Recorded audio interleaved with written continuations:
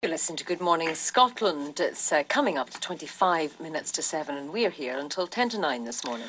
There's a lack of political, academic and policy scrutiny of security in Scotland, which is being highlighted by the independence referendum debate. This according to a team of academics who also say there's an imbalance in security decision-making in the UK, with London being the sole focus and Scotland largely ignored. Well, the team is led by Edinburgh University security expert Dr. Andrew Neal, who joins us now. Good morning to you. Good morning. Tell us more about this imbalance as you see it. Well, at the moment, all the major security institutions are based in England. And if you look at what's happening at Westminster, more than a dozen parliamentary committees talk about security questions on a more or less regular basis. But in Scotland, there hasn't been much discussion at all. And what kind of discussion specifically do you think there should be in Scotland?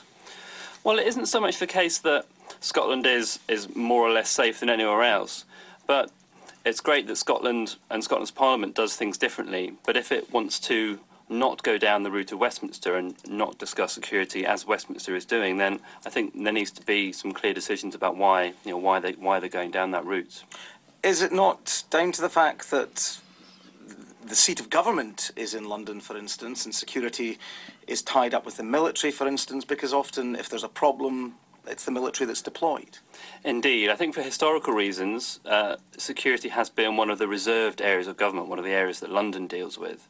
And that's true of defence, and it's true of foreign affairs, and it's true of counter-terrorism to an extent. But if you look at what's happening in London, security now pops up in all sorts of places. Pandemics, trade disruption, sometimes immigration is mentioned as well. So we need to know why the Scottish institutions haven't caught up, or at least reflected on what's happening in London, because what's happening in London does have an impact up here far beyond the traditional reserved areas of government. But when we talk about security, is it not the case that perhaps the greatest threat is to other parts of the UK, the big English cities in particular? I don't know if that's particularly true. One thing we need to do is sit down and work out what the threats to Scotland are. Now, I don't think that's easy to do on a purely objective basis, but one thing we need to understand is how Scottish policymakers and politicians perceive the security threat. Security is often about perceptions and fear as much as it is about objective threats. And is this also about, if there's a yes vote next year, replicating some of those security bodies that, as you say, are based in London at the moment in a Scottish context? Indeed. This is something that has been discussed a little. Nicola Sturgeon has said that her government would create a Scottish version of an MI5, but it's not clear whether the other institutions would or indeed could be recreated. One thing we want to do in the seminars is look at comparable countries and see what they do. Of course, smaller countries would not necessarily reproduce something on the scale of the current UK, but what do the Netherlands do, Finland, Ireland, Norway and so on? How can Scotland learn from those countries? And I suppose also look at whether there's a better way of doing things. Indeed, yes. And those choices are not simply practical choices, but also political choices as well. If Scotland doesn't want to talk about security in every different policy area, then that's fine. But we need to know the reasons for that, and we need to have informed debate about it.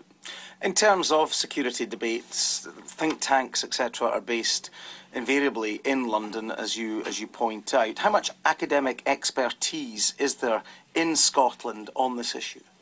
Well, there's a great deal of expertise on security in Scotland. There's a fantastic terrorism research centre at St Andrews, for example, and several of my colleagues at Edinburgh. But while we have lots of security experts and lots of Scotland experts, there are not really any Scottish security experts, because there haven't really needed to be any until now. It's only once we start talking about independence that it becomes important. How much do we fully understand Scotland's needs because of the discussion that goes on around the UK?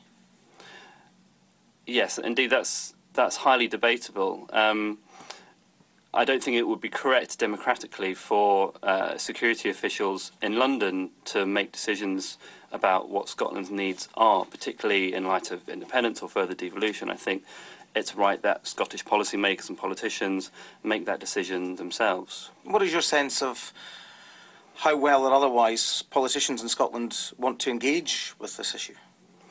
Yes, that's what we want to find out. There are certainly things happening already. For example, The Scottish Government has created a Preventing Violent Extremism unit. There are resilience bodies around Scotland. There is civil contingencies planning underway. And, of course, the new Single Police Service of Scotland has its own counter-terrorism branch. But it's not clear how all those things link up and how they link up with wider security governance from London. Also, in parliamentary debates, I haven't seen much evidence that security has featured in discussions. So, for example, the Justice Committee, which would cover the police, hasn't really discussed counter-terrorism and security to a sufficient extent, I think. Okay, well, thanks very much indeed for speaking to us this morning. Dr. Andrew Neal there, who is a security expert at Edinburgh University. It's 20 to 8.